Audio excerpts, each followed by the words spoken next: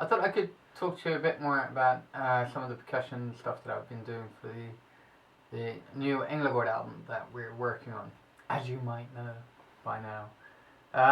And the section where I've been looking at is a kind of a weird one. It's fairly like straight ahead, but kind of it's got almost a metal feel to it. Here we go. This is just the drums, as usual.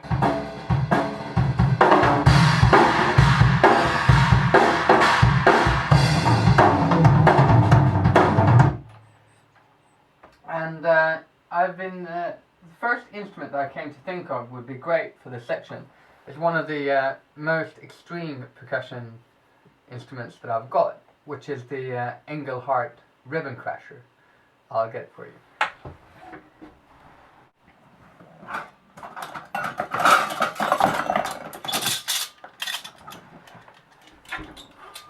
And it looks something like this. I don't know if you can actually see it. Here you go. And it's just like 4 sheets of metal. This is the 11-inch one that I've got.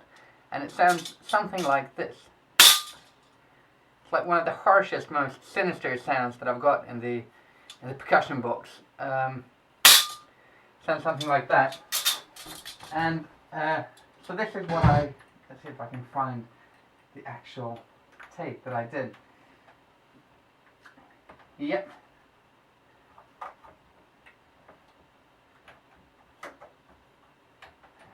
So it starts off with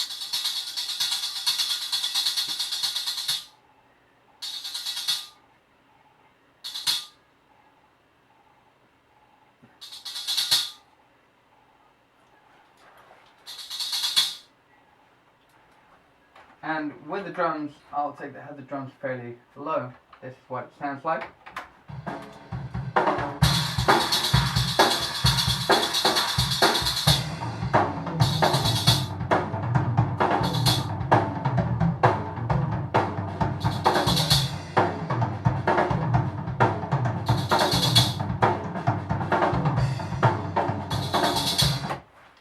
So what I wanted was to find a percussion instrument that could like equal this when it comes to like being really harsh and metallic and evil and sinister.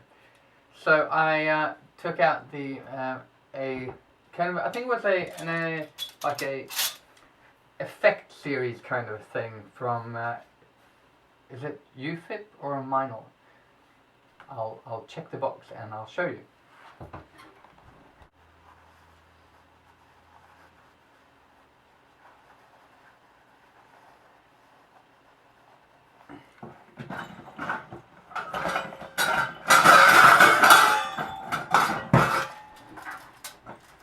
Yeah, and it looks something like this. So it's like this metal platey thing, and it sounds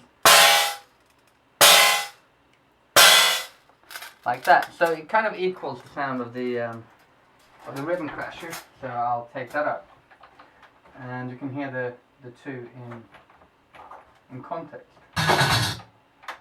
So you've got here both. The build up.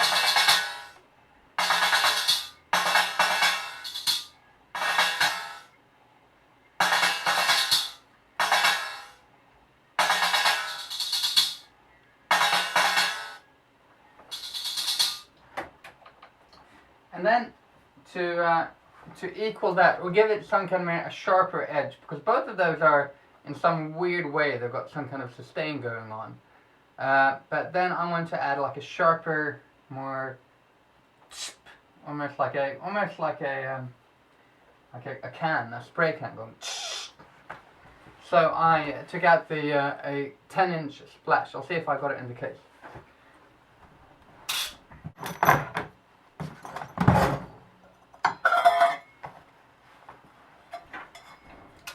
So yeah, this is the fast splash. I see if I can get. Ow, that hurt. And it's what I did was I put it on a stand. I'm not going to do it now because I'll really hurt myself. And I just played did like little choked accents. So we'll add that to the rhythm soup that we're cooking, and this is what we get.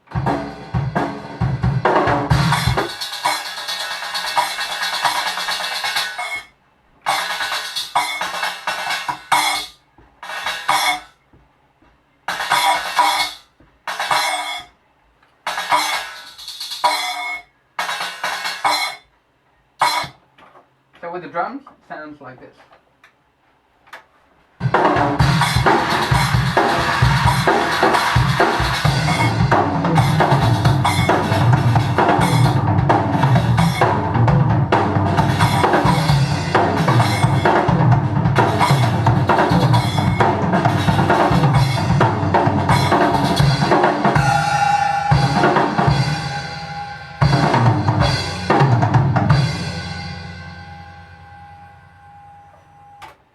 So, I mean, I think that works really well. But what I needed was, for the final thing, I mean, I might add some shakers or something to bind it all together. But I wanted something on the 8th notes that would really cut through and give it even more character. And I didn't want to have like a cowbell on here, as I used that earlier. So I wanted something else that was sort of in the same kind of sound family as the other. So I took out my trusty car spring.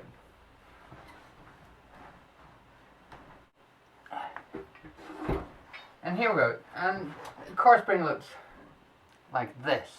And this is the sound it makes. Or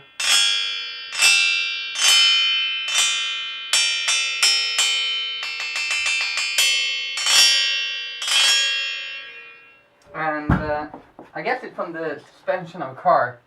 And we'll listen to what that sounds like with the other two sounds first, okay? So we've got our quartet of metal rock. It sounds something like this.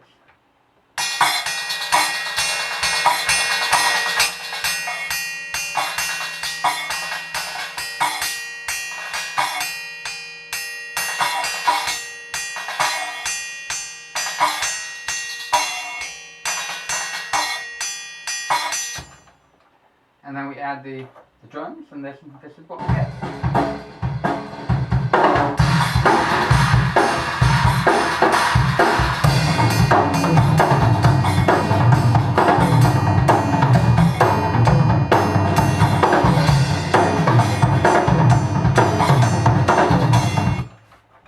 See if we can sneak in a bit of bass.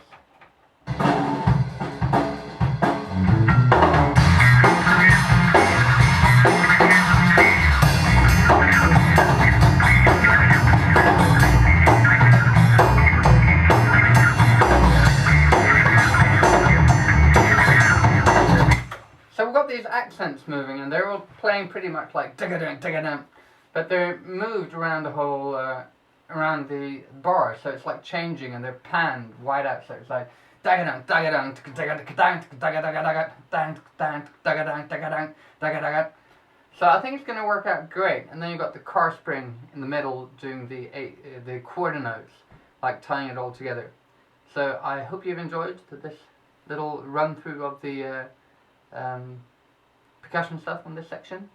Hope I'm not giving too much away, so when you actually buy the album you won't be bored already, but I guess that's a chance I'm willing to take. So I hope you have a good week.